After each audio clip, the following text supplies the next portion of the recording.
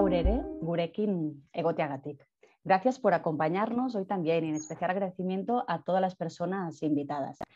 Si ayer hablábamos de la capacidad del arte y la cultura para incidir en el bienestar de las personas y en la salud emocional, hoy nos situaremos en una necesaria reflexión de cómo trabajamos entre nosotros, entre agentes, personas, instituciones, redes de trabajo.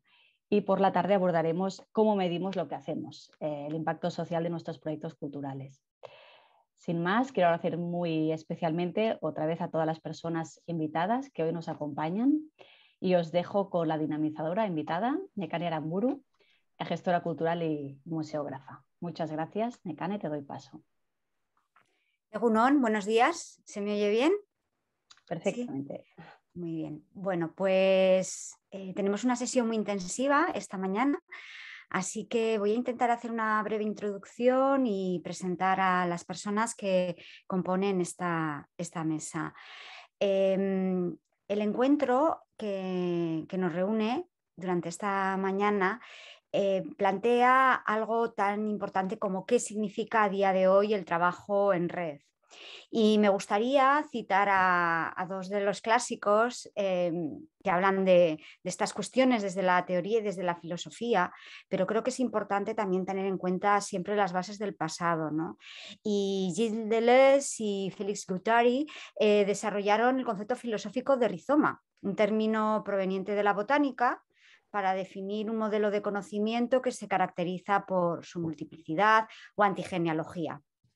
Por eso hablar de red es hablar de rizoma, de algo orgánico, cambiante, tentacular, de la ausencia de jerarquía y la necesidad de modelos horizontales. Y ellos lo señalaban claramente en este libro de 1972, que llevó el título de Capitalismo y Esquizofrenia, ¿no? Donde ahí nos muestran un rizoma que aprende de las multiplicidades. Y son esas multiplicidades las que vamos a abordar, ¿no? Un poco por introducir también a las redes de museos y las redes profesionales, me gustaría que tuviéramos en cuenta que evidentemente hay diferentes sectores dentro de la cultura y diferentes maneras de abordarlo desde lo local, desde lo nacional y desde lo internacional. Hay redes que vienen funcionando a nivel de las artes visuales, por ejemplo, desde los 90, como fue la Red Arte, que aglutinó a los espacios y colectivos independientes del Estado español. Hay nuevas redes que se tejieron, por ejemplo, la de actualmente en el País Vasco, la de Carrascán, que de alguna manera también aborda este trabajo entre diferentes organismos, como bien lo pudo hacer a nivel corporativo, Mediaz, que fue la Asociación de Artistas Visuales, que también se fraguó en los años 90. Tenemos que tener en cuenta que actualmente hay varias redes que están en funcionamiento y que además están también unidas en sí, que eso yo creo que es una cuestión importante que la comentemos hoy.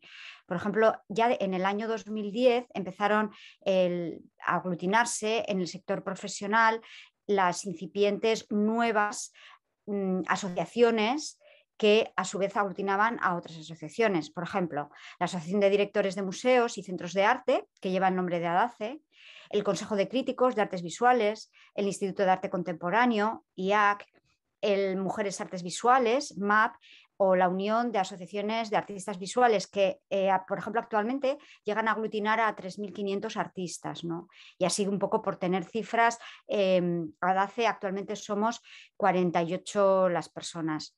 Yo conozco, porque he estado desde cuando formé la Red Arte en el 94, un poco entre el mundo institucional y el mundo independiente, de manera que también he participado de las juntas directivas en diferentes momentos de IAC, de MAP y actualmente de la junta directiva de ADACE, ¿no? En cualquier caso, todas estas personas que formamos parte como trabajadores del arte de este sinfín de redes, a su vez nos asociamos a otras redes que quizás también son más internacionales, como puede ser el ICON, o los que nos dedicamos al arte contemporáneo. Dentro del ICON está CIMAN, ¿no? Que es la que aglutina tanto a directores como a curadores. Y este trabajo en red, que es un trabajo en red que siempre hay que abordarlo a nivel internacional, viene también pues siempre en referencia con otros modos de trabajar, ¿no? Creo que es muy importante que hagamos una mirada a países como América Latina y plataformas donde de alguna manera se abordan tanto cuestiones de gestión, que es uno de los aspectos que nos ocupan hoy, ¿no? A nivel de el trabajo en red y los cuidados en este nuevo cambio, ¿no? de sistemas de relacionarnos y de difundir y de producir, pues plataformas como la de Trabajadores del Arte, que liderado por Jorge Sepúlveda, chileno, ha realizado un equipo que se basa también en otros proyectos anteriores, como los de gestiones autónomas, que han abarcado nuevos procedimientos cuasi sindicales para los trabajadores del arte, y además en un momento muy bisagra que fue precisamente antes justo de la pandemia y en la que actualmente sigue. Con esta introducción voy a presentar a las personas que componen esta mesa de intercambios.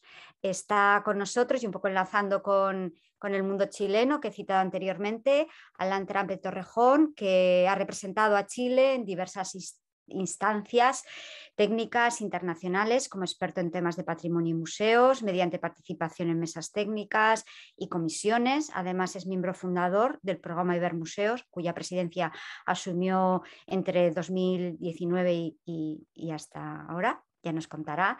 Es su director nacional de museos de Servicios Nacional de Patrimonio Cultural de Chile, desde una formación en arte y magíster en administración cultural. Funcionario del Servicio Nacional de Patrimonio Cultural desde finales de los 90, cuando ingresó como director del Museo Regional de Magallanes en Punta Arenas, y posteriormente asumió el cargo de subdirector nacional de museos, que ha desempeñado por 20 años. Desde esta posición ha liderado el Plan Nacional de Mejoramiento Integral de los Museos, ¿no? Que ya comenzó hace un tiempo. Por su parte, Pauline Chabouzou es directora de patrimonio del Pôle Culture et Patrimoine de Communauté de Communes de Coursan-Pyrénées.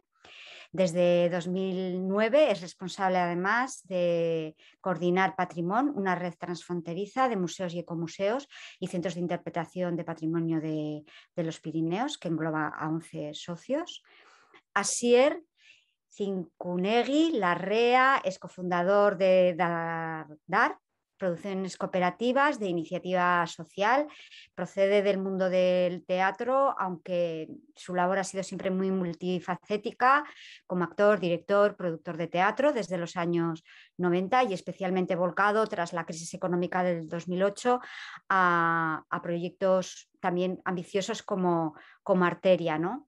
Vanessa Cejudo es socióloga y doctora en Historia y Artes, cofundadora de Pensar y Experimento Limón. Actualmente también está en la junta directiva de MAP como vicepresidenta, y ha trabajado como mediadora, docente, supervisora, y así, bueno, pues con 3 líneas muy claras, ¿no? Como es la educación, la Universidad de La Rioja, con la innovación, como Making Art Happen, donde introduce metodologías de aprendizaje, o la creación contemporánea, como su directora también, bueno, de la revista BRIP, ¿no? De Madrid-Londres. Y finalmente, Mauro Peñalba, que es cofundador de COMA, Zerbitzu Kulturalak, y coordinador técnico del Museo Diocesano de Donosti. Tiene también una formación en Historia del Arte y en Gestión de Recursos Culturales, y a lo largo de su carrera pues ha estado vinculado a, digamos, muchísimos proyectos de nuestro entorno próximo, ¿no? Hay que decir que yo actualmente estoy en San Sebastián, aunque he estado muchos años dirigiendo el Museo de Arte Contemporáneo de Palma de Mallorca y otros proyectos nacionales e internacionales, siempre desde la activación también de las redes, ¿no?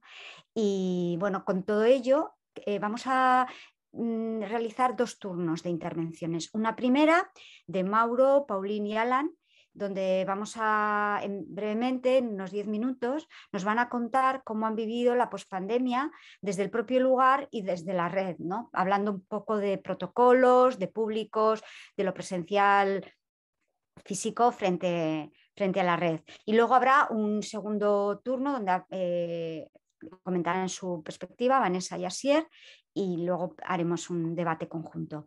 Así que, por favor, Mauro, si es tan amable de comenzar siguiendo un poco esta línea, ¿no? De ver cómo habéis vivido toda esta situación y este planteamiento de los nuevos protocolos, los públicos y lo presencial y la red. Vale. Buenos días, muchas gracias por invitarnos, y a mí sí me gustaría dar un punto de vista desde un museo muy pequeño, desde una empresa muy pequeña, pero con problemas a veces muy grandes, ¿no? Entonces, ¿cómo hemos vivido ya post-pandemia? Bueno, la pandemia ya vivimos como todos de sopetón.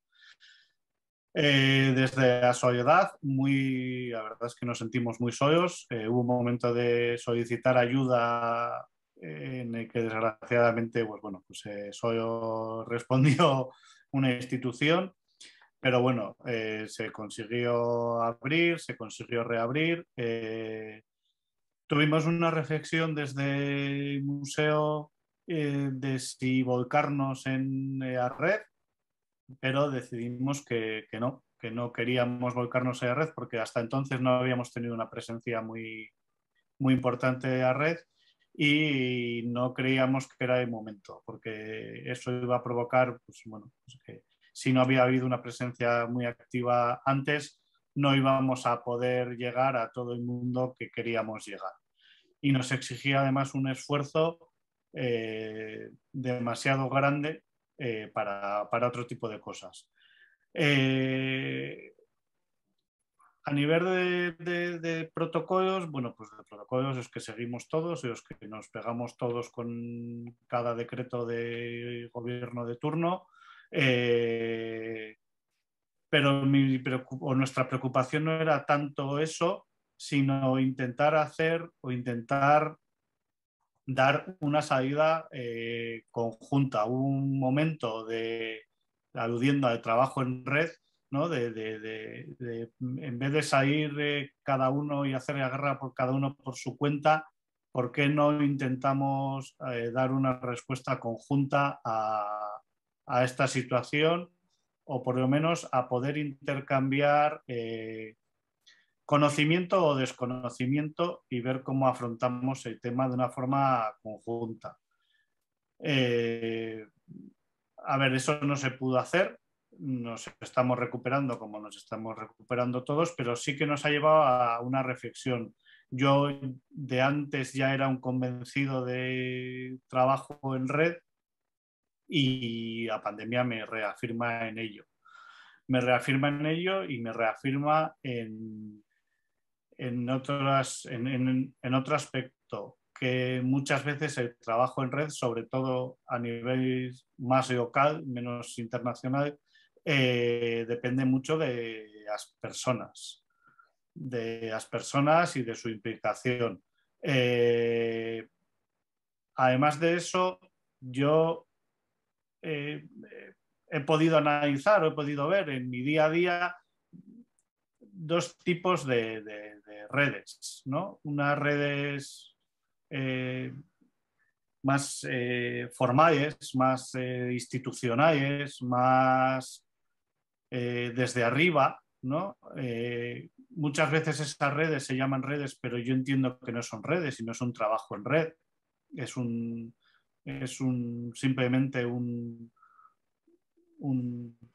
no sé si un golpe de marketing, ¿no? De querer llamarlo en red porque es un término que está de moda, pero no creo que es un trabajo en red porque creo que desgraciadamente todavía muchas personas y muchas instituciones no se creen el trabajo en red o no lo ejecutan así.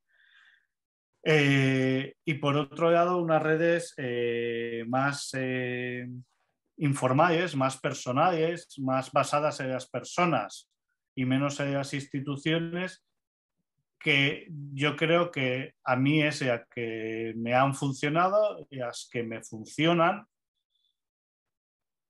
pero que dependen ya de una, no sé si es de una militancia o de unas creencias personales, pero no de depender de bueno, pues, director o directora o institución de turno. Durante la pandemia nosotros formamos parte de algunas redes y sí que nos han servido mucho para poder visibilizar, ver qué se hacía en otros sitios, cómo se podía intentar salir, ver que lo que se estaba haciendo, que lo que nosotros pensábamos o lo que nosotros habíamos diseñado podía ser lo correcto o no, y entonces cambiábamos. Pero han sido unas redes más nacionales e internacionales que locales. Porque luego además me surge otra duda, y termino con esto, que es que trabajar en red, ¿qué es? O sea, estar en una red es que yo estoy apuntado a la red y ya está, o no, que yo creo que no. Es yo me adhiero a una red o formo parte de una red porque creo o que puedo aportar y que me pueden aportar, que hay dos direcciones. Y otro me parece simplemente que es suscribirme a un algo. Entonces, yo creo que también es un problema que estamos desvirtuando la palabra y entonces ahora sirve para todo, ¿no? Y todo el mundo, todos trabajamos en red y todos hacemos cosas en red y todos formamos parte de 3.000 redes, que además habrá que buscar un equilibrio porque el trabajo en red, yo puedo formar parte de unas redes, pero no de todas porque no me da la vida. Entonces, bueno, pero como estoy en otras, ese trabajo en red hace que, bueno, pues que esos tentáculos que comentabas cada vez sean más largos, aunque no esté activamente yo en otras. No sé si contesto a tu pregunta, pero bueno, pues es nuestra realidad. Bueno, has introducido una realidad local, quizás vamos un poco ya a seguir precisamente además las redes que se trabajan como en círculos concéntricos y expansivos, ¿no? S'il vous plaît, Pauline, est-ce que tu peux nous parler de tes perspectives par rapport à ce que nous avons dit au commencement? Muchas gracias, Nekane. Pues por favor, por anticipo, disculpa mi castellano porque estoy cansada y va a ser un poquito fantasioso. Y he tomado notas para no decir demasiados errores. Pues yo estoy responsable de la red Patrim. Es una escala muy diferente de la de Alan o de la red de Mauro. Pues es una red de muy pequeños centros, museos, ecomuseos, centros de interpretación. Es una red que cuenta con 11 socios en los Pirineos, entre Guipúzcoa, Aragón y Cataluña, y Haute-Pyrénées, Ariège y Haute-Garonne al lado francés. Es una red pues, que cuenta ahora con 13 años de funcionamiento. Ha sido financiada por Europa desde 2009 y de primero fue una red de colaboración para compartir investigación sobre historia, etnología, arqueología de los Pirineos, pero muy rápidamente se ha convertido en una red de apoyo. Pues de intercambio de buenas prácticas, de organización de seminarios, de profesionalización y de apoyo mutuo, porque es una red de muy pequeñas entidades situadas en zona muy rural, muy de montaña y a menudo entidades realmente aisladas.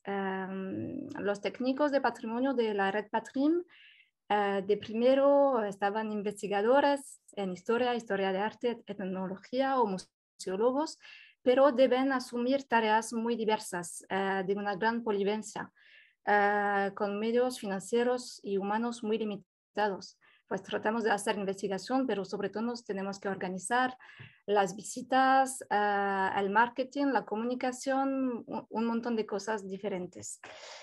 Y pues la pandemia, como los grandes museos, una gran parte de los sitios de Patrim permanecieron cerrados en casi la mitad del año 20 y otra mitad del año 21, con 3 confinamientos estatales en Francia y varias situaciones en España.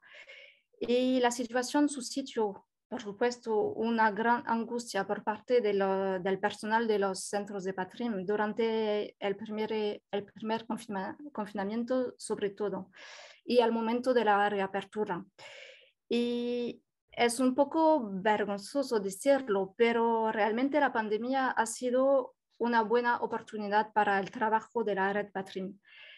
Primero, la red ha demostrado su utilidad como en términos de apoyo humano. Todas las entidades de Patrim Plus son muy pequeñas y a veces hay una sola persona para cuidarse a un centro de la red Patrim en su valle de montaña. Así que siempre ha sido una red para compartir experiencias, métodos de trabajo y no quedar solo o sola en tu museíto, en tu montaña. Y todavía había una pequeña diferencia entre un pequeño equipamiento de una persona que hace todo y estar 3 o 4 personas en su museo. Y durante la pandemia, pues finalmente todos estábamos solo en casa, así que estábamos atados en la red Patrim y intercambiamos mucho en ese momento. Estábamos ansiosos y sobre todo al principio, y la red realmente jugó un papel de intercambio muy unificadora de confianza.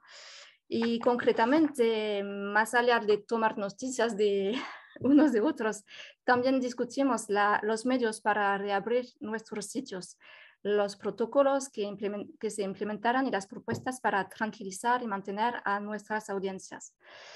No estoy segura de lo que se ha pasado al lado español, pero en Francia había mucha incertidumbre y confusión. Y yo, por ejemplo, para mi sitio, que es un pequeño castillo, tuve que hacer 4 planes de reapertura en poco más de un mes.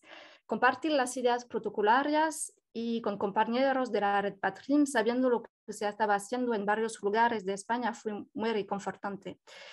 Y hay que señalar quizás que las pequeñas estructuras de Patrim o otras pequeñas entidades han probado nuevas actividades y reflexionan mucho sobre reorganizaciones y estrategias para el futuro. Porque no vamos a volver a la normalidad y tal vez estos pequeños museos tienen más agilidad de acción porque cuentan con pocos agentes necesariamente polivalentes y contan también con una menor dilución de las responsabilidades.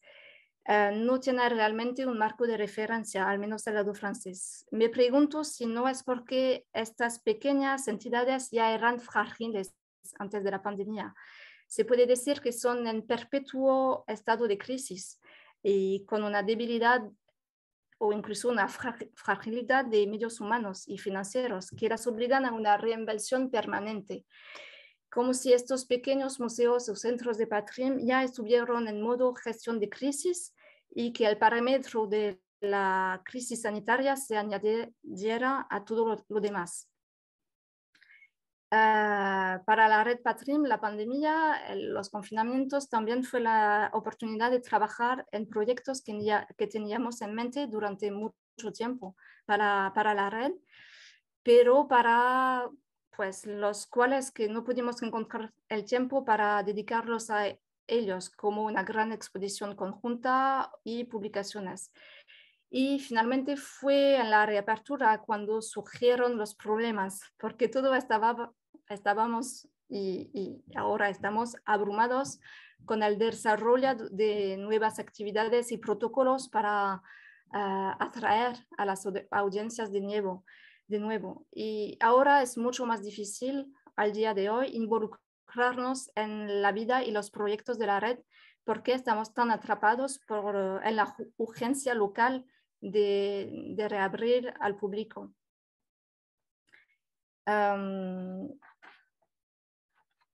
Hay realmente un riesgo, una fuerte inversión humana, una gran inversión mental y física. Hemos multiplicado las visitas comentadas, la extensión de los días y horarios de apertura, actividades al aire libre, y es realmente un punto de vigilancia a nivel de la red que hay que evitar el quemado y trabajar como si corriéramos una maratón. No es pues, un evento puntual esta crisis, realmente es un maratón. Pues no sé si he respondido, si estaba comprensible. Muy bien, Pauline, perfectamente. Muchas gracias. Yo creo que esto que has explicado, ¿no? También de lo pequeño, lo frágil, que empieza a compartir, ¿no? con otros pares y poder avanzar juntos. Bueno, toca el turno de la siguiente persona que va a introducir su perspectiva, y ya desde el otro lado del charco. Alain, por favor. Bueno, muchas gracias. Un saludo cordial a todas y todos. Es un placer poder estar conversando con ustedes. Y bueno, este encuentro, este tipo de reuniones, claramente es uno de los resabios que la pandemia nos ha dejado. O sea, la cantidad de espacios de diálogo, de conversación, de reflexión que hoy día se están instalando a través de las redes, con miles de kilómetros de distancia, era algo que antes de la pandemia no aprovechábamos mucho, existiendo los elementos tecnológicos para hacerlo. Yo creo que aquí hay una ganancia bastante evidente, ¿no? Y eso ha reforzado la interconexión. Hay algo que dijo Mauro y que yo comparto y siempre lo digo, las redes las hacen las personas. Es tan sencillo como eso, es una cosa evidente. Habrán contratos institucionales, habrán convenios, pero las redes son de personas, ¿no? Y esas son las que se sustentan en el tiempo, y esas son las que se hacen vitales, por decirlo de alguna forma. La pandemia nos afectó a todos de la misma forma. No habíamos tenido, por lo menos nuestra generación, una crisis planetaria, en la cual todos nos vimos afectados de la misma manera. En Chile, en Latinoamérica, los museos estuvieron cerrados 8, 9, 10 meses, completamente cerrados, lo que nunca había pasado antes. Y obviamente eso llevó a que las personas que trabajan en los museos, los trabajadores y las trabajadoras del museo, tuviesen que tomar distintas decisiones respecto a cómo afrontar esta situación. Y yo creo que esta crisis evidenció muchas cosas, puso al descubierto muchas cosas. Pauline decía recién la fragilidad de muchas instituciones, que estaban ahí en una línea de flotación, pero esta crisis sanitaria puso en evidencia la fragilidad de muchas instituciones. Y esto le pasó a las instituciones grandes, a las instituciones medianas y a las instituciones pequeñas. O sea, esto fue para todos por igual. Pero yo creo que esto activó, y que ha sido un tema importante, la creatividad de los equipos de trabajo, en cómo enfrentar y cómo afrontar una situación como esta. Es evidente que la transición desde lo presencial a lo virtual se aceleró de manera significativa. Si bien el tema virtual venía avanzando de la mano de algunos museos como una herramienta de apoyo frente a una situación en la cual la presencialidad no era posible, este trabajo y este acercamiento a la tecnología y al uso de las redes y a la virtualidad se aceleró de manera brutal. Habían instituciones que estaban más preparadas para eso, habían instituciones que estaban menos preparadas para eso, Y en ese sentido, por lo menos la experiencia que nosotros tenemos, tanto en Chile como a nivel del programa y del museo, es que hubo una cooperación entre instituciones y transferencia de conocimiento. O sea, algunas instituciones apoyaron a otras, explicando cómo usar ciertas cosas, cómo sacarle partido a las tecnologías. En el caso nuestro en Chile, nosotros, como parte del Ministerio de las Culturas, identificamos rápidamente este diagnóstico de esta brecha que había de muchas instituciones con respecto al uso de los recursos tecnológicos, y se hizo una serie de cursos de capacitación en distintos niveles, colaborando. Entonces yo creo que aquí hay como estos niveles de relaciones institucionales, pero que al final tienen que transformarse y bajar a un tema de colaboración a nivel más personal, ¿no? Fueron estos trabajadores, estos profesionales, estos técnicos los que se vieron beneficiados con el traspaso de conocimiento y que les permitió activarse.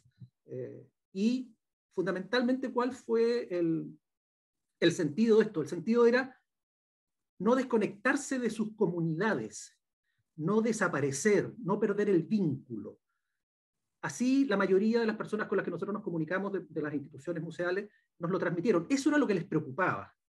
Más allá de un posicionamiento tecnológico o algo por el estilo, era mantenerse conectados. Porque, por lo menos, la mirada que nosotros tenemos de los museos es, el museo se entiende y solo tiene sentido en relación a las comunidades, a las personas. Entonces, si tú pierdes ese contacto y pasa el tiempo, esa sería una pérdida demasiado fuerte. Hubo pérdidas económicas, obviamente, museos dejaron de recibir ingresos, ya, eso se recuperará. Algunos, lamentablemente, lo pasaron muy mal, y quizás a algunos les va a costar mucho reabrir, o quizás algunos no van a reabrir. Pero la pérdida de contacto con las comunidades era lo más valioso, y eso para nosotros fue muy grato identificarlo, de esta claridad de parte de las instituciones de entender que su mayor compromiso es con las personas y las comunidades. Y ese fue el esfuerzo que hicieron, con recursos muy básicos, con grabaciones con sus propios teléfonos móviles, o sea, que quizás la calidad tecnológica no es comparable a lo que hicieron los grandes museos en el mundo, con unos despliegues tecnológicos increíbles, pero ese era el objetivo, ese era el sentido, y eso yo lo aplaudo, y creo que en la gran mayoría funcionó. Hubo una conexión en ese sentido. Entonces, la pandemia, que nosotros la abordamos como la mayoría de los países, con protocolos sanitarios que venían desde las instituciones técnicas, los ministerios de salud, y las aperturas han sido parciales en esa misma lógica. Lo que yo creo que pasó es que efectivamente quedaron en evidencia las debilidades de esta fragilidad, pero también las fortalezas y potencialidades de los equipos que forman parte de los museos. Y yo creo que, independiente de que fue un muy mal momento, bueno, todavía lo sigue siendo, no quiero decir que esto ya pasó de todo, pero fue un muy mal momento y muchos lo pasaron muy mal. Hubo un encuentro, una identificación del valor de la conexión y la comunicación, y el tratar de no perder ese contacto. Yo creo que eso es muy valioso.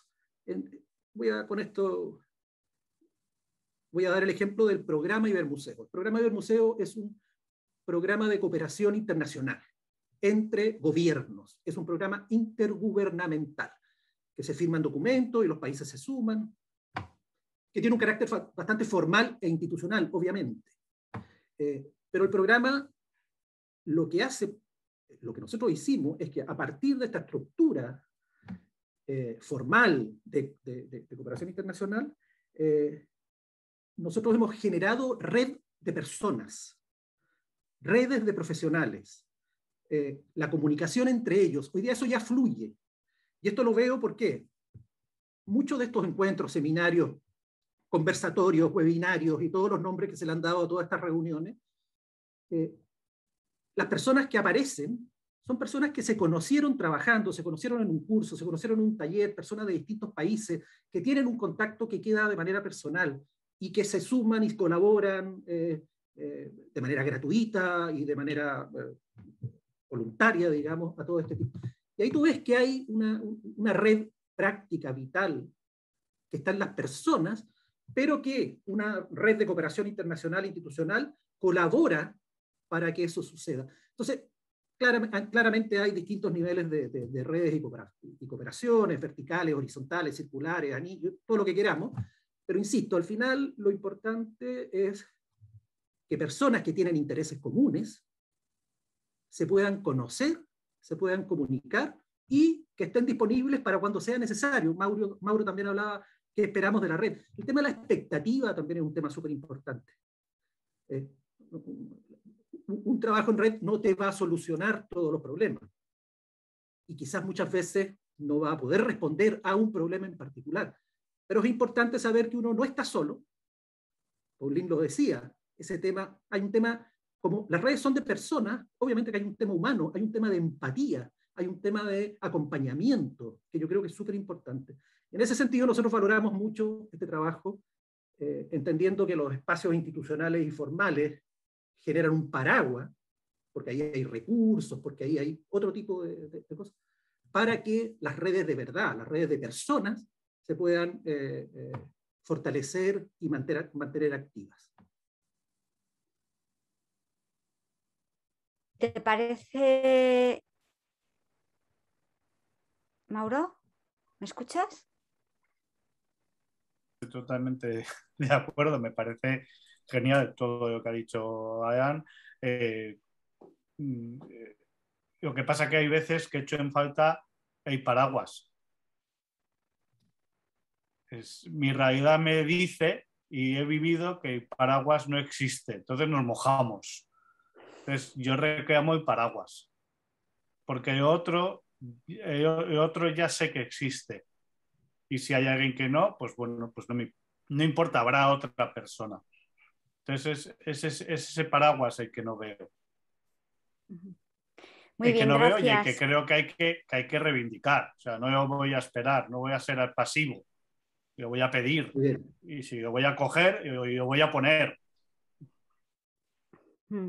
Bueno, yo creo que lo vamos a dejar aquí porque este tema de las expectativas es importante, lo ha lanzado Alan, pero yo creo que tendríamos que poner también en común las diferentes visiones y un poco por dar paso a los siguientes participantes, yo creo que es interesante también una cuestión que es las escalas, ¿no? Las diferentes escalas entre los diferentes pequeños nódulos y los grandes estrategias de redes pues mucho más grandes, ¿no? Yo creo que frente a ser positivo o negativo en todas estas cuestiones, fundamentalmente lo que ha permitido el trabajo en red ya ha sido, bueno, en el caso de ADACE, la Asociación de Directores de Museos Españoles, hemos construido un protocolo de apertura común que luego fue compartido con la mesa sectorial, que le integran el resto de las asociaciones del sector del arte, ¿no? O otra cuestión es, frente a una problemática como puede ser una destitución o unas malas prácticas institucionales, pues el poder entre todos hacer un comunicado en común, ¿no? Que es una cuestión que se teje desde la red y desde las firmas de todos los agentes. Bueno, en cualquier caso, lo hemos visto desde una perspectiva, desde lo que es digamos, lo institucional museístico. Me gustaría que muy brevemente Vanessa y Asier nos explicaran cómo ven ellos la situación. Vanessa, por favor, ¿puedes empezar? Hola, sí. No sé, ¿se me oye bien? Sí. Sí, muy bien. Vale, perdonad porque yo había preparado también una pequeña presentación, no sé si la podemos visualizar en torno precisamente a esta cuestión o hablamos directamente de... Vamos un poco, sí, vamos un poquito mal de tiempo y puesto que los demás tampoco han hecho presentación, no sé, igual... Muy bien. Si puedes. Vale, perfecto. Sí. Pues nada, simplemente, bueno, oyendo a los compañeros, Paulín, Mauro y Alán, bueno, a mí me viene a la cabeza precisamente lo que estabas contando ahora mismo bueno, de cómo realmente, para mí por lo menos, la vida es una red. Yo vivo enredada absolutamente y todas las pequeñas, digamos, los profesionales que estamos en el mundo independiente y fuera, digamos, de la institución, al final tenemos que vivir de la red porque es la única manera de supervivencia. Entonces, precisamente el hecho, digamos, de que la pandemia, ¿no?, nos ha hecho de alguna manera conscientes de cómo el mundo entero estaba conectado. A mí me dejan los pelos todavía de punta pensar cómo nos paralizamos el mundo entero en un momento puntual con la pandemia, con el COVID, y cómo eso generó también otra especie, digamos, de encuentro completamente diferente al que más o menos nos habíamos aproximado, ¿no?, con las nuevas tecnologías, pero que realmente no tomamos conciencia de ello hasta que no tenemos un contexto de crisis como la pandemia y empezamos a relacionarnos a través de las redes, ¿no?, de las redes, digamos, a las nuevas tecnologías, ¿no? Para mí, en parte, creo que las redes es una poderosa arma contra las crisis. No sé si conocéis un caso que a mí me parece apasionante, en el cual, bueno, me gustaría hablar de un ejemplo de la naturaleza, ¿no? En África hubo, bueno, como por así decirlo, exceso de cazas a lo mejor de los depredadores de cebras, y las cebras pues estuvieron, digamos, reproduciéndose en demasía, ¿no?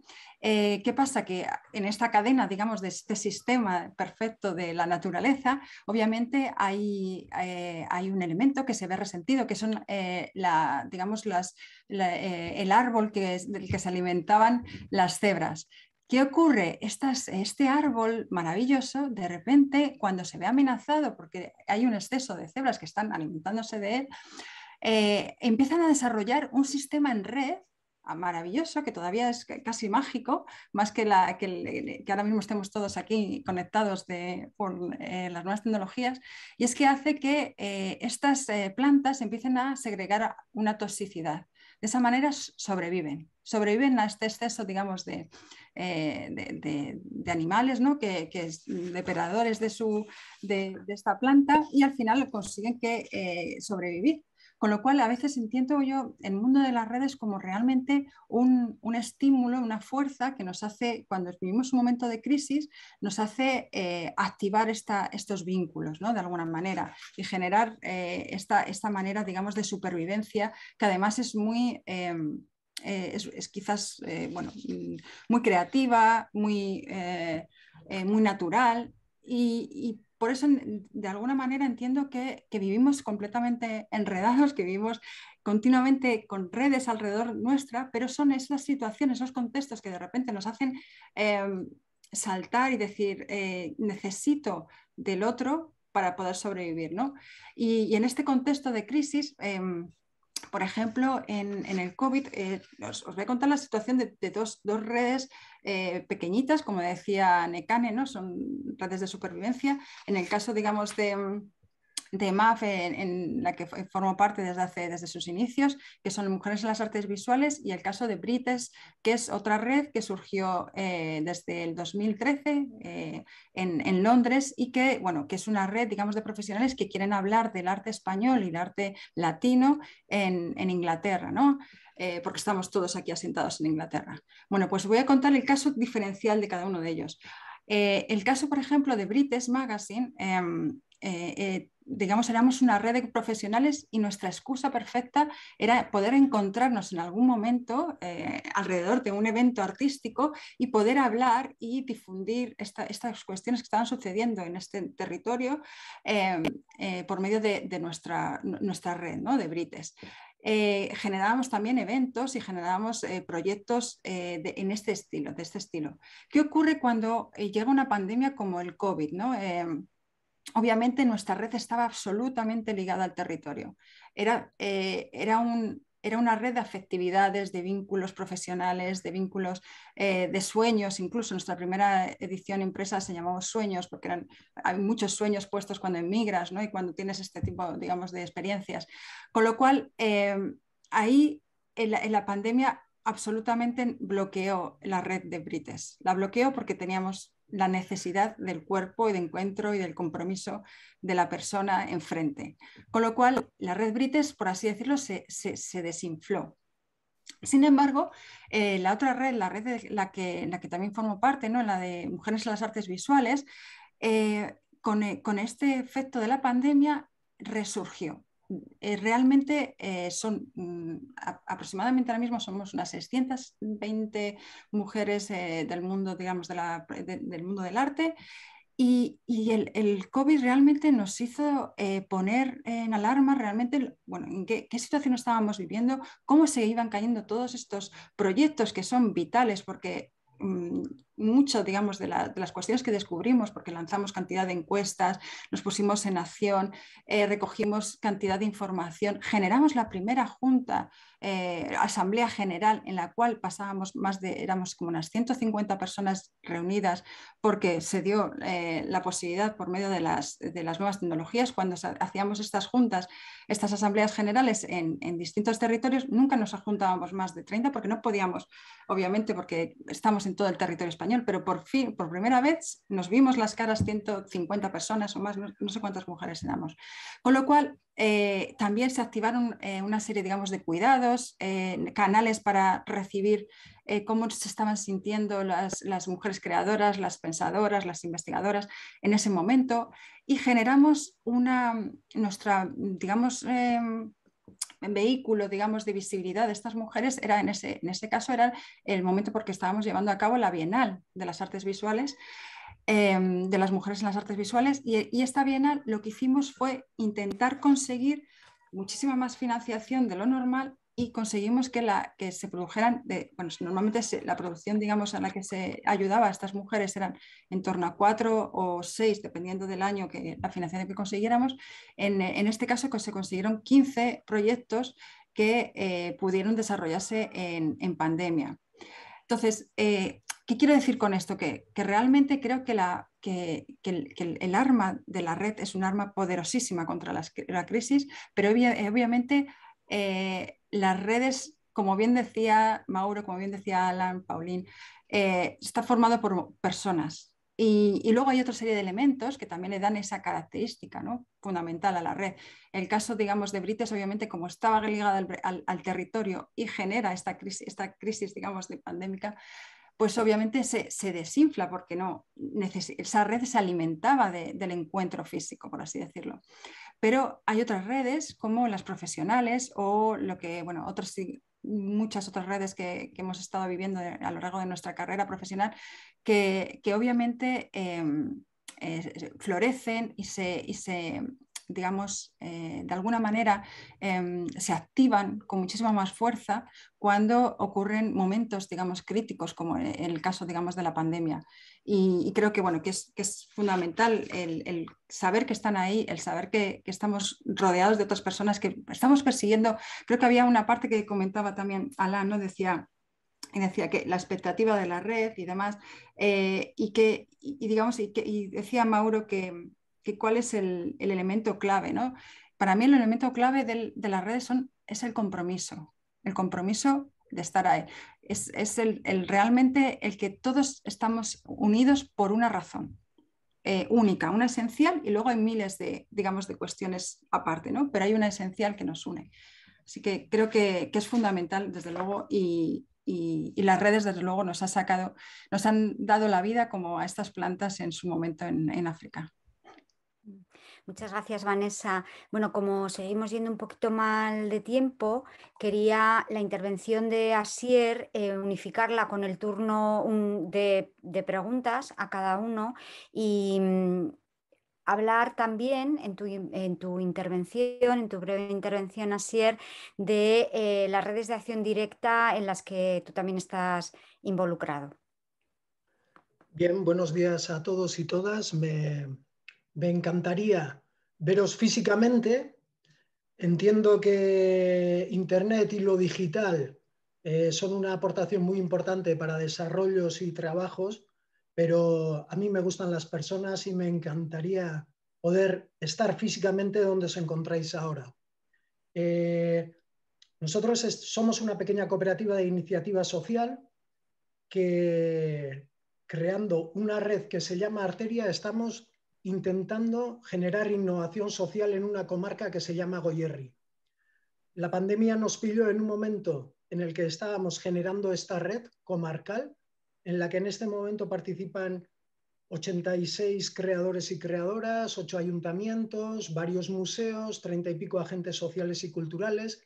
Bueno, es una red que en este momento se compone de 140 y pico agentes. Nosotros estamos alimentando esta red desde el plano físico, con presentaciones en las que la gente conoce el proyecto y luego se va enredando. Por supuesto, con la pandemia todo eso se paró y fue un momento muy complicado, o ha sido un momento muy complicado que ahora mismo estamos consiguiendo superar. ¿Por qué en red? Me pregunto ahora mismo, ¿no? Bueno, nosotros estamos llevando adelante este proyecto de innovación social en red porque creemos en la corresponsabilidad. Corresponsabilidad del ciudadano y la ciudadana con respecto a las realidades que vivimos. Nosotros intentamos enredar a diferentes agentes de diferentes disciplinas para hacer frente a los desafíos que nos ofrece la realidad. Podemos hablar de diversidad cultural, de brecha de género, brecha digital. Bueno, podríamos nombrar muchísimos temas a los que nosotros estamos intentando hacer frente en red para generar innovación social. Mauro creo que ha comentado que las redes son personas. Pues sí, las redes son personas, que es lo que a mí en realidad me importa. Lo que yo me pregunto es hasta qué punto las redes son efectivas. Yo creo que uno de los mayores valores que puede tener una red es el hecho de compartir conocimiento. Y muchas veces creo que en las redes acabamos llevando adelante tareas de manera colaborativa o conjunta y nos olvidamos de que el mayor valor que tienen nuestras instituciones o nuestras personas, cada una de ellas, es nuestro conocimiento.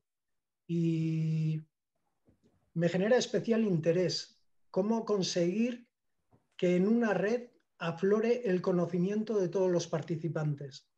Luego podríamos hablar también de que una cosa es estar en red y otra cosa es ser red. O sea, podríamos hablar de los niveles de participación que puede tener un usuario o usuaria en una red, ¿no? Que al final definen la calidad de esa red también.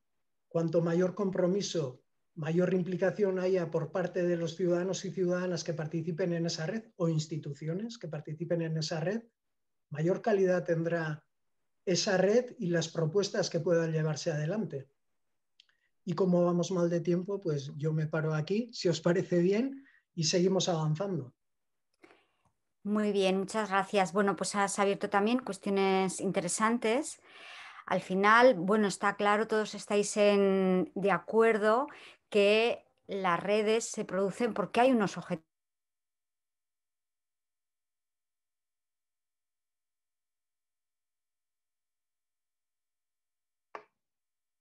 ¿Ha habido un corte? Sí. Fue Necane. Creo que ha sido Necane que Ha se ha habido un caído. corte, ¿verdad? Sí. Sí, creo que se ha caído Necane, ¿verdad?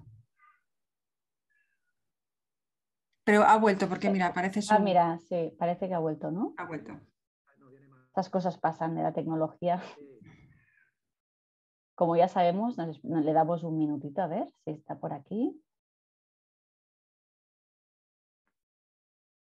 Si os parece, le damos un minutito a ver si se puede volver a conectar.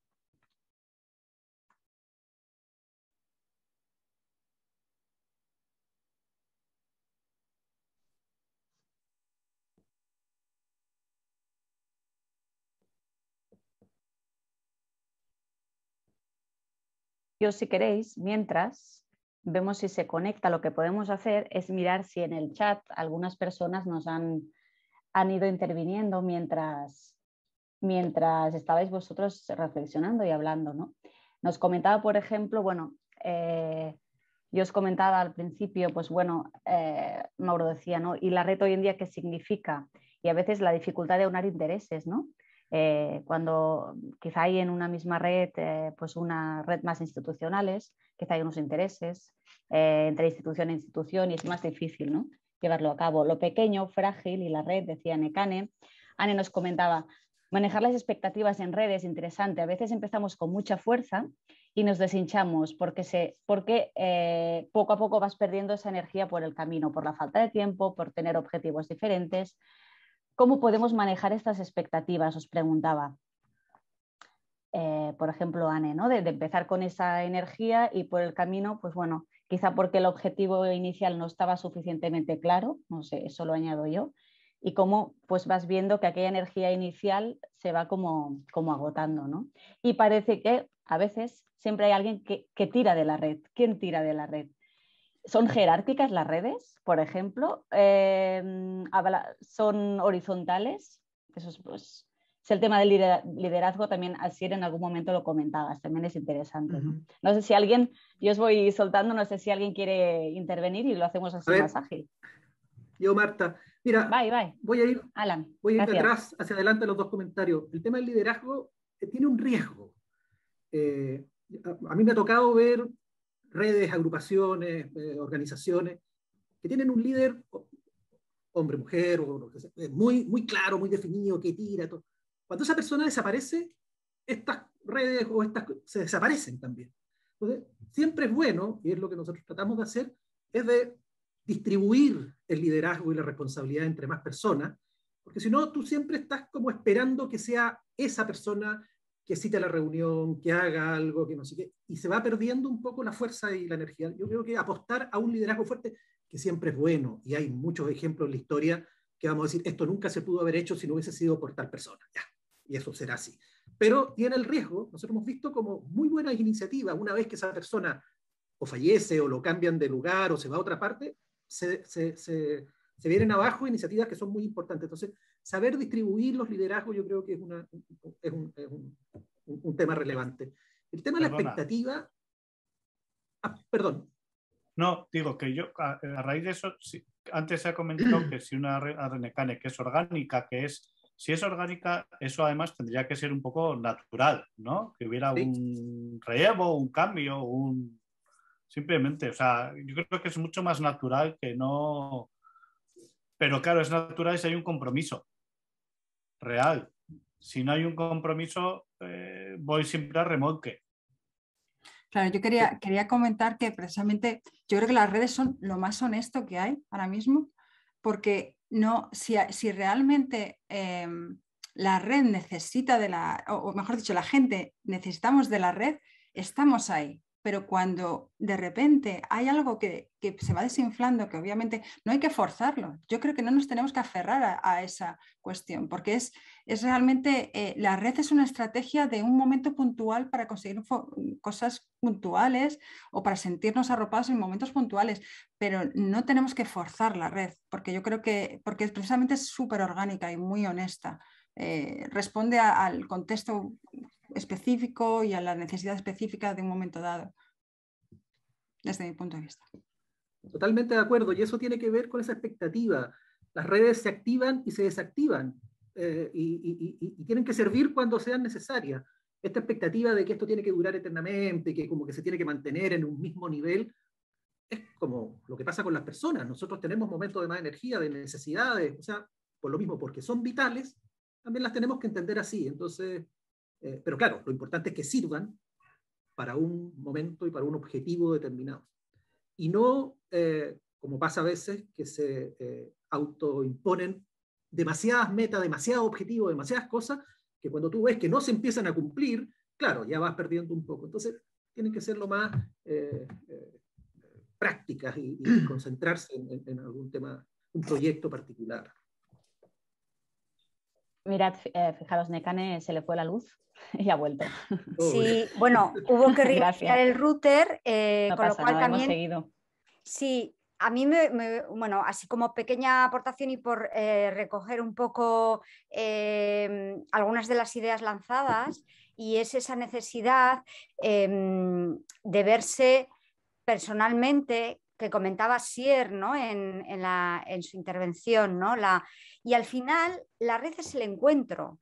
Evidentemente no nos ha quedado más que remedio que hacer encuentro virtual, pero al final son ese intercambio de energías, ese intercambio de opiniones, ese contraste de puntos de vista que se tiene que poner en común, lo que produce que las redes sigan y sigan en el tiempo. Entonces, teníamos también preparada otra pregunta, un poco para seguir el turno, que igual quizás lo podemos iniciar como ha sido el turno de intervenciones, ¿no? Que básicamente era porque esta cuestión de verse las personas en ese formato rizomático cambiante incluso, ¿no? Porque no tienes por qué estar siempre todo el rato en la red, puedes entrar, puedes salir, puedes modificar también el grado de implicación y ser simplemente un número o ser un agente activo, ¿no? Entonces, al final, en cualquier caso, lo importante también es lo que produce el trabajo en red, es un trabajo de cuidados, ¿no? El cuidado que hemos visto con la pandemia, que los criterios de cuidados se han reescalado, ¿no? Ahora no, hablamos del cuidado, comentaba Vanessa, ¿no? Ese cuidado que se produjo en la asamblea de MAP, que también viene mucho de esa perspectiva, como decimos también en Latinoamérica, de que todos las cuerpas en el espacio o en el lugar se apoyan entre sí. Entonces, quería que cada uno desde su situación, Rizomáticas Redes, también nos comentara cómo ven el presente, el futuro, la permanencia, la financiación, el cuidado de las redes en las que están o de cómo ven el permanecer activos en estos sistemas de construcción común. Si os parece, bueno, seguimos un poco el turno iniciado por Mauro. A ver, yo a situación, yo desde mi yo, con más fuerza que nunca para seguir. Busco un equilibrio en ese estar en redes, en cuántas y en cómo y en qué. En cuanto a los cuidados, yo creo que hay un cuidado que es fundamental, que no terminamos, estamos hablando siempre un poco hacia afuera y ayer ya se comentó un poco hacia adentro. Yo creo que tiene que haber un cuidado a nuestro trabajo y a reivindicarnos como profesionales, que desgraciadamente pues todavía no está todo, bueno, no está ni todo ni nada, está muy mal. Entonces yo creo que ese es un cuidado que tenemos que hacer y mucho. Y creo que las redes ahí han empezado, pero están, bueno, pues bastante en pañales. Entonces yo creo que ahí es algo de lo que habría que lo que tendremos que. Paulín, por favor.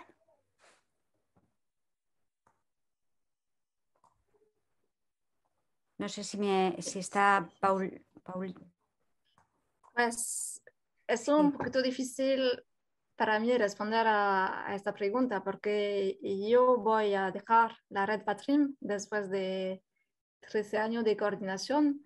Estoy en un punto de inflexión, voy a dejar mi trabajo al menos de un mes y no sé cuál será el futuro de la red, pues encontramos allí lo que traemos, nuestros objetivos, nuestra energía, nuestras manera de trabajar y para Batrim no puedo responder porque en menos más de un mes no tendré responsabilidad con eso y a ver si Marta o pues toma la dirección o otras chicas de K6 o otros colegas de Batrim, pero espero que mantendremos vínculos y que se creara otra forma de red.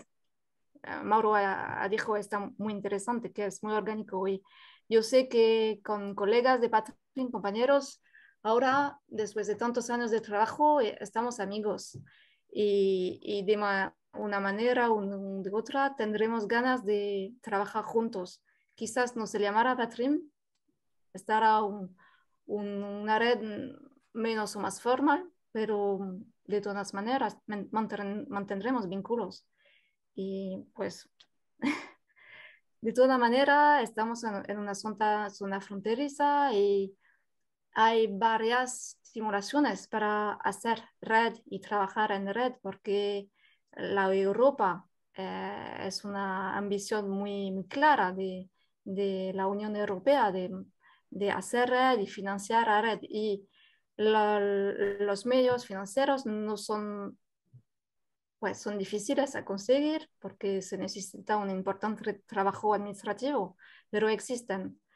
Y, a ver, se necesitan deseos mucho más que medios. Sí, bueno, también una cuestión del funcionamiento de las redes es que las personas que lo coordinen estén en un trabajo liberado para poder invertir tiempo y energía con suficiente posibilidad de avanzar y de poder coordinarlo, ¿no? Que ese es otro gran debate. Alain, ¿cómo lo ves? ¿Así una visión positiva? Porque estamos un poquito pesimistas ahora mismo y... Saliendo un poco de lo particular, porque claramente hay experiencias puntuales que tienen situaciones también puntuales. Yo me estaba tratando de acordar, no sé si fue el año 2008 o 2009, que en Santiago de Chile hicimos un encuentro de museos iberoamericanos para discutir sobre si los museos estaban en crisis. No me acuerdo exactamente el nombre del congreso que se hizo. Y la conclusión es que los museos siempre están en crisis, en una crisis permanente. Crisis como transformación, como cambio, como ajuste. Los museos grandes, los museos pequeños, los museos medianos. Y una de las conclusiones es que la manera de enfrentar esta crisis permanente, y hoy día estas crisis puntuales como esta tan fuerte que hemos vivido, es no enfrentarlos solos, y estar apoyado, comunicado. O sea, el tema de la colaboración, de la cooperación, de la red, desde hace mucho tiempo que se identifica para nuestro sector y sin duda que para otros, esto no es exclusivo de los museos, digamos, que es mejor enfrentar los problemas acompañado por pares, acompañado por personas que tienen intereses comunes, lo que ya hemos dicho. Y en realidad para que las redes se mantengan, además del compromiso y de esta coincidencia en un objetivo común puntual, hay un tema de confianzas que es súper importante. Nosotros en el caso chileno llevamos muchos años trabajando para levantar, ya el 2015 lo hicimos, una política nacional de museos. Y nos costó mucho tiempo, mucha conversación y mucha discusión, porque acá teníamos una desconfianza estructural entre el mundo público y el mundo privado. Y hay museos públicos y hay museos privados. Y había una distancia. Y eso fue un trabajo de mucha conversación. Y hoy día yo te diría, tenemos un sistema nacional de museos, hay una política nacional de museos en la que todos colaboraron, está funcionando, y eso ha permitido que hoy día ese trabajo, ese contacto, esa comunicación, funcione de mejor manera. Entonces, el tema de la confianza y la generosidad. O sea, también hay que estar disponible para entregar sin esperar. Y no solo digo generosidad de los que tienen más. Es tu tiempo que hay que dedicar a hacer algo, levantar la mano y decir, mira, yo me encargo de esto. Porque si uno solo espera recibir cuando uno se suma, claro, es más fácil la frustración, digamos, o el desencanto. Entonces, yo creo que compromiso, confianza, generosidad son cosas que deberían estar ahí en el tiempo. Y entender que estamos en crisis permanente y tenemos que ver cómo nos colaboramos entre nosotros como pares, para salir adelante y seguir adelante. Muy bien, gracias. Vanessa. Sí, perdona. Pues es una reflexión muy interesante y he escuchado muy atentamente a los compañeros y compañeras. Yo tengo una sensación particular y es que cuando una red recibe alimento o una financiación continua, puede que de alguna manera se esté pervirtiendo, entre comillas, la red. Es decir, yo creo que la red es una respuesta muy orgánica y una financiación, por así decirlo, estandarizada o institucionaliza la red y de alguna manera también la convierte en algo que estabas comentando también muy oportunamente, Nekane. ¿Cuál es la forma orgánica que tiene esa red? Si existe financiación, creo que también en la estructura orgánica de esa red cambia de alguna manera y se genera una cierta jerarquía, tensiones. Es algo que realmente, a lo mejor es una opinión personal o las experiencias que he tenido desde que pertenezco, digamos, a este mundo enredado, ¿no? Y creo que tener una financiación semilla para generar me parece interesante, pero una financiación de alimento continuo creo que se convierte en otra cosa la red. Creo que la transformaría. Es mi opinión. Asier, ¿qué opinas de esto que comenta Vanessa? ¿Es realmente esta institucionalización de las redes lo que las puede matar? Bueno, no lo sé. Yo no pertenezco al ámbito institucional. Soy una pequeña cooperativa y la verdad nunca hemos tenido suficiente financiación para que nos mate. O sea, nosotros vamos generando red a medida que conseguimos financiación para poder hacer en red cosas con esa financiación. Entonces, en nuestro caso, en la red Arteria, sin financiación, ¿qué vamos a hacer? Sí, con poco dinero sabemos hacer mucho, pero sin nada de dinero es muy difícil hacer cosas. Sobre todo cuando pretendes llevar adelante un proyecto profesional y generar innovación social. Que para generar innovación social el voluntariado está muy bien, pero siempre hace falta conocimiento profesionalizado. Luego yo creo que hay un binomio muy interesante entre cuidados y precariedad. Donde no hay financiación hay precariedad y donde hay precariedad los cuidados son muy complejos. O es desde donde yo lo vivo. Esa es mi realidad. ¿La financiación puede pervertir una red? Bueno, no lo sé. Quizás sí, no diría que no. Creo que todas las redes son distintas y creo que es muy importante que esté claro para qué se ha generado esa red y cuáles son los objetivos principales.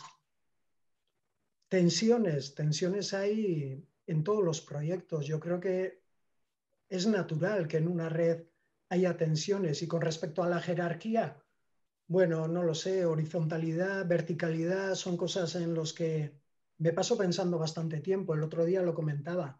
Creo que estamos en un cambio de paradigma y estamos pasando de hacer las cosas en vertical a intentar hacerlas en horizontal. No sé hasta qué punto acertamos. La horizontalidad yo creo que conlleva otros tempos y en un proyecto profesional gestionar la horizontalidad es algo muy complejo, sobre todo por eso de los tempos, ¿sí? Y los recursos financieros normalmente son limitados, con lo cual conceptos como eficacia, eficiencia empiezan a aparecer y hay cierta complejidad en la gestión de los proyectos horizontales. También comentaba el otro día que tengo claro que venimos de una dictadura y eso nos ha llevado a, en general, a hacer las cosas de una manera muy vertical. Creo que es conveniente que sea muchísimo más horizontal y nosotros en realidad estamos intentando aprender a ser más horizontales y honestos con la red y con todo aquello que hacemos. Este es mi punto de vista. Sí, siguiendo tu punto de vista, yo diría que estos baremos de eficiencia y eficacia a los que se ha formateado el sistema de la gestión cultural en los últimos años, evidentemente se están reseteando y se están poniendo en cuestión porque ya no son válidos. Ya no son válidos de cara también a las nuevas formas de desarrollar la socialización, la producción, la exhibición, la conservación patrimonial, esa relación con el público, ¿no? Yo sí que diría que el trabajo en horizontal está desde las bases mismas del ser humano, lo mismo que esas afinidades afectivas, ¿no? De hecho, desde Atenas, desde Grecia, lo asambleario, la plaza, era una manera de toma de decisiones.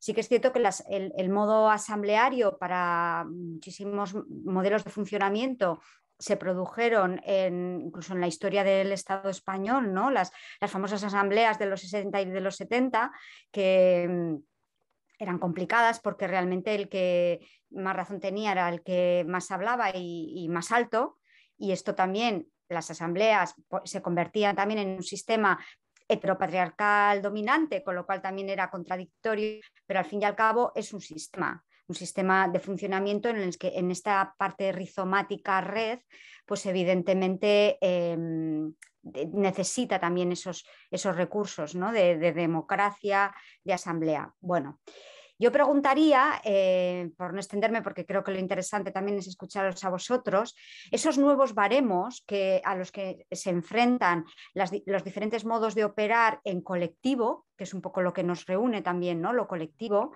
¿cómo prevéis que puede variar en cuanto a un nuevo funcionamiento de la práctica colectiva de la gestión, cuando los baremos van a cambiar efectivamente todo lo que todo el vuelco virtual, todo el vuelco de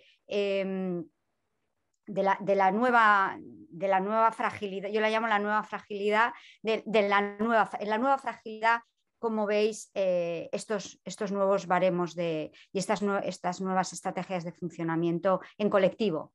Y así cerramos un poquito las intervenciones. Si os parece, empezamos. Mauro, un poquito positivo, por favor. A ver, si yo soy positivo, de verdad. Pero bueno, no, yo creo que tienen que cambiar. O sea, tienen que cambiar y van a cambiar. Tienen que cambiar hacia baremos, lo que comentabas, totalmente distintos. No podemos seguir con lo mismo, midiéndolo de la misma manera y basándonos en lo mismo. No podemos y no queremos. O sea, entonces, si no queremos, pues tendremos que hacer que cambie. Exige un esfuerzo de todos, porque yo creo que si nos ven que nosotros mismos vemos, o sea, cambiamos esos baremos, costará más o costará menos. Espero que menos, más que más. Pero entonces, para que haya un cambio tiene que empezar por nosotros. Cuando el cambio empieza por nosotros y lo transmitimos, es cuando se ve que se puede hacer. Y con esto yo creo que tiene que ser así. Tenemos que empezar a baremar distinto ya. Muy bien. Sí, no sé, Pauline, ¿qué opinas?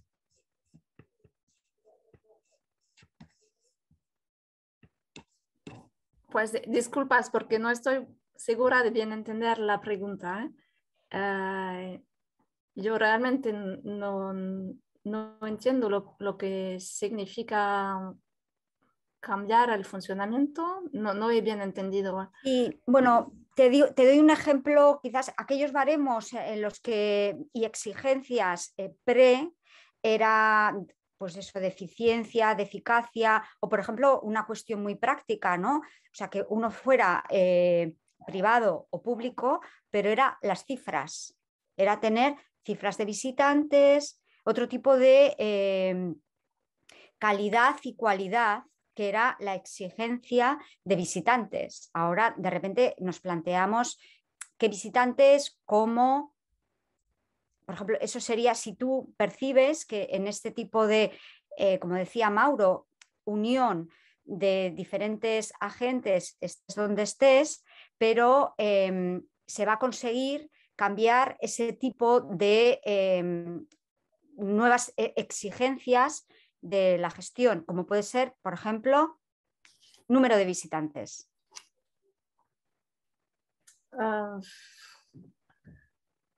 Realmente no, porque olvidamos lo que se pasa. Pues es una bendición y una maldición para los seres humanos. Y yo no pienso que las cosas van a cambiar mucho. Pues realmente estamos agrupación de seres humanos. Los seres humanos son gregarios y necesitamos contactos humanos. Y cuando va a pasar la pandemia, vamos a resumirlo, lo que, pues, realmente pienso que no va a cambiar mucho. Hemos hablado mucho de nuevas tecnologías como nueva manera de trabajar para nuestros centros, pero a nivel de la red Patrim, de pequeños centros, esto no está en nuestro ADN. Todavía no tenemos los medios de agilizar e intercambiar con nuestros visitantes de manera virtual y no está nuestro objetivo. Hace años que trabajamos para hacer de nuestros sitios, para valorizar a través de una calidad de relación humana muy cercana del público y muy personalizada, que permite nuestra pequeña escala íntima. Y pues no sé si el número de visitantes ha sido un gran objetivo para tantos pequeños sitios. Casi desde el inicio pienso que tenían un papel local, de desarrollo o social, y pues no sé si eso va a cambiar mucho. Espero que no, pero no sé. Muy bien, gracias. En la nueva fragilidad, ¿cómo, Alain, lo ves desde allí, desde Chile? Yo creo que esto que hemos vivido, sin duda, ya produjo cambios y va a producir cambios. Esta situación excepcional en la que estuvimos envueltos y todavía estamos envueltos, nos ha hecho reflexionar, nos ha hecho evaluarnos, nos ha hecho mirar de una manera distinta nuestras relaciones, y yo creo que las instituciones van a cambiar, como lo han hecho siempre. Las instituciones van cambiando, y los museos son instituciones dinámicas, flexibles, que se van acomodando, han cambiado, es cosa de mirar los últimos 30 años, 40 años, 50 años. Entonces, de ese punto de vista, yo creo que sí se van a ir produciendo cambios, ya se están produciendo cambios. Yo lo digo con mucha claridad porque todo lo que es tecnológico y todo eso, muy bienvenido es una herramienta, es un apoyo, pero los museos son una experiencia presencial, eso eso es la esencia del museo. Es la relación de las personas en un espacio particular, en un espacio protegido que tiene condiciones físicas y que se relaciona con el patrimonio a través de una...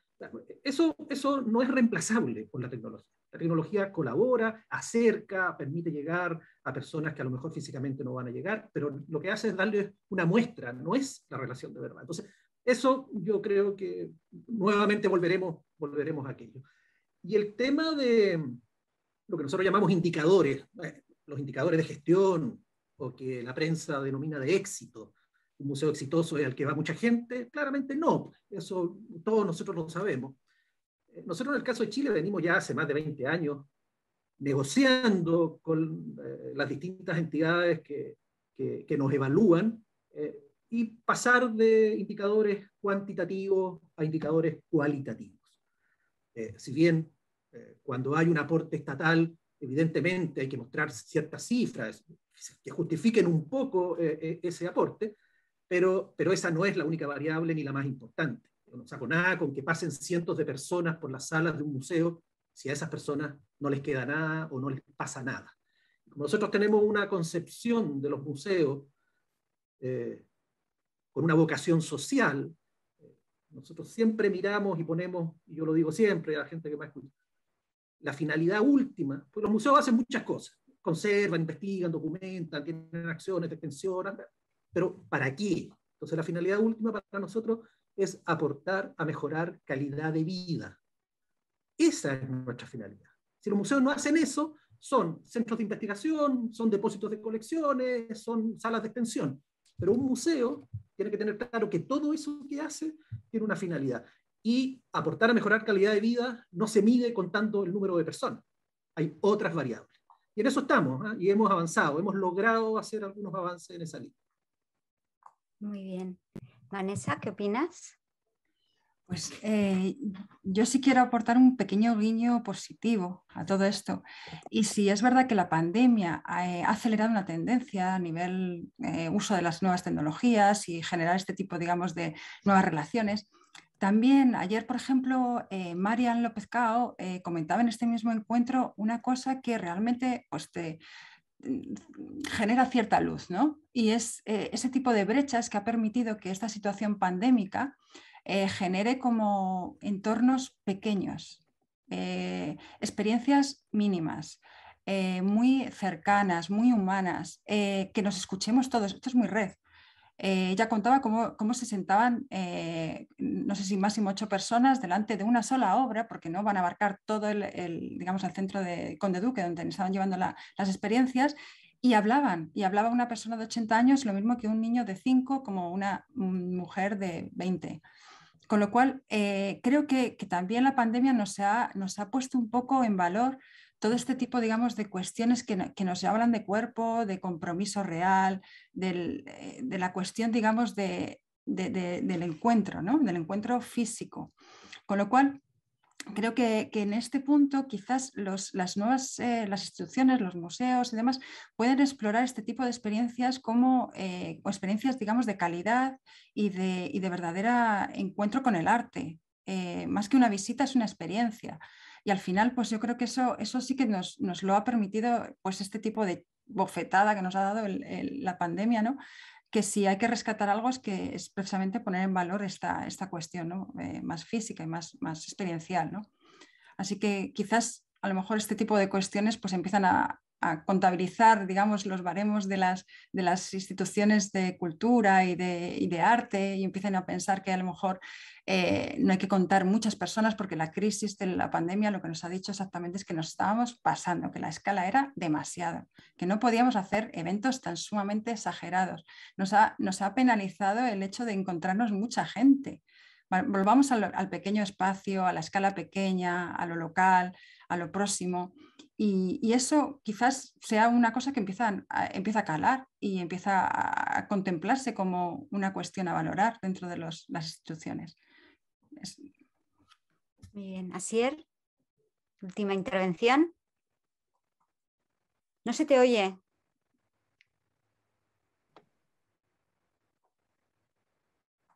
No.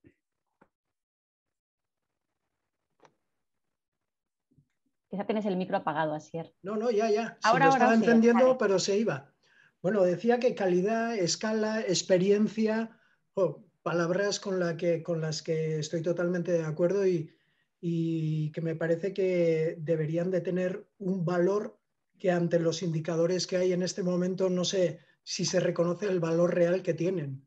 Yo creo que la pequeña escala, no siempre, pero la mayoría de las veces es sinónimo de calidad y creo que,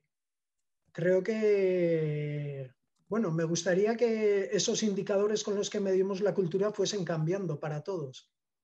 Creo que ahí habría una revolución muy importante y se podría hacer realmente otras cosas de otras maneras. Pero lamentablemente estamos en una economía capitalista que tiene los indicadores que tiene y tendremos que trabajar y luchar mucho para ir cambiándolos y cambiando percepciones. Y con respecto a la nueva fragilidad, comentaría que me parece tan frágil como esa realidad tan sólida que creíamos que teníamos. Sin más. Muy bien. Bueno, como decíamos, desde los años 90, los colectivos de la Red Arte, la red es el encuentro. Así que un placer haber compartido esta red virtual, temporal y constructiva.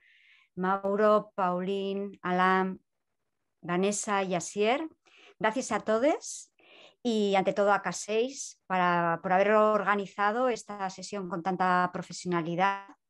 Seguiremos en YouTube esperando que este intercambio pues sirva a todas las personas interesadas por estas cuestiones y permanecemos ahí. Hasta pronto. Hasta pronto, Nekane. Muchas gracias. Bueno, muchas gracias. Saludos. Gracias. Un gusto. Muchas gracias a todas y a todos y a todos por estar ahí y por haber compartido vuestras reflexiones. También a ti, Nekane, por esa dinamización tan interesante también.